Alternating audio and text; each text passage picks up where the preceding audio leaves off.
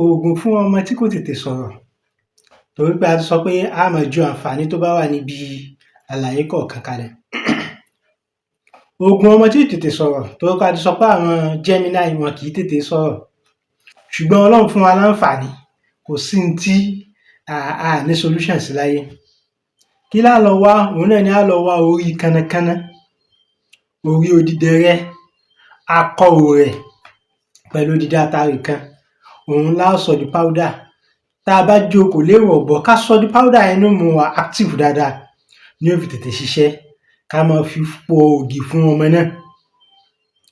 Now, orí kánnakánná tó wà ńbẹ̀ yẹn, ó máa ń jẹ́ kí brain ọmọ yẹn kó tún ṣiṣẹ́ lọ bí brain, torí pé tẹ́ ẹ bá wo ẹyẹ kánnakánná, tí aláboyún bá lóyún, kódà kóyún náà jẹ́ oṣù 8, tó bá rí ẹ̀jẹ̀ ẹyẹ kánnakánná, oyún ó wálẹ̀ lẹ́sẹ̀kẹsẹ̀. Tí ń túmọ̀ sí pé connection kan, ìbáṣepọ̀ kan ń bẹ láàrin kánnakánná àtoyún níní àtọmọ. Tí wọ́n bá mú orí kánnakánná báyẹn, tá a bá fi lò ó fún ọmọ tí ò tètè sọ̀rọ̀ yẹn, yóò sọ̀rọ̀ pẹ̀lú ògo Ọlọ́run. Lára tí máa ń fà á, òun náà ni pé a ti sọ pé Gemini atẹ́gùn ni àbí? Olóyún ò gbọdọ̀ wà níbi òtútù púpọ̀ jù. Ó máa ń affect wọn nílùú òyìnbó gan, tó jẹ́ sí pé ọmọ míì bíi dọ̀dọ̀yọ̀, bí kó máa yọtọ́ lẹ́nu, kó máa sọ̀rọ̀ bọ̀rọ̀, àbí kó máa affect ọwọ́ rẹ̀ àti ẹnu, kò ní sọ̀rọ̀ brain, yóò affect brain, yóò affect ọwọ́ rẹ̀ àti ìsọ̀rọ̀ rẹ̀ bíi dọ̀dọ̀yọ̀ la máa ń pè nígbà kan, ìrántí orúkọ tóyìnbó ń pè, bó pọ̀ nílùú òyìnbó gan. Àwọn ibì kọ̀ọ̀kan ló wà Nàìjíríà níbí, bí tó tútù bá ti mú púpọ̀ jù, àbáwọn tó bá máa ń tan AC jù, ó máa ń affect ọmọ Gemini. Tẹ́ ẹ bá lo oògùn yìí, yóò ṣiṣẹ́ fún un, àtàwọn nǹkan tó tún lè jí brain ẹ̀ padà, torí pé òtútù ni máa ń fà á. Bákan náà, nínú problem tí ọmọ Gemini tún máa ń ní náà ni pé wọ́n máa ń ní problem àti travel out.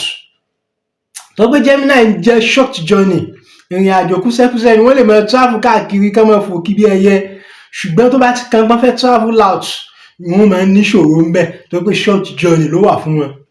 Àfi kán rí ìkúnlọ́wọ́ míì, àbí kán rí ìgbìyànjú míì, kán ṣẹ̀ṣẹ̀ ṣògùn travel, kán ṣàdúrà pé àwọn fẹ́ travel, tí wọn bá fẹ́ máa náwó dànù.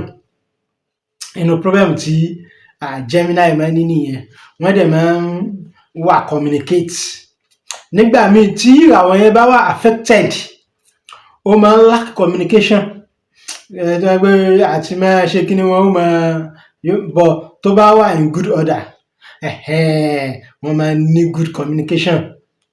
Wọ́n máa ń wà travel káàkiri, wọ́n máa ń like kán máa fò kí bí ẹyẹ, kán máa travel, torí pé ẹyẹ ni Gemini.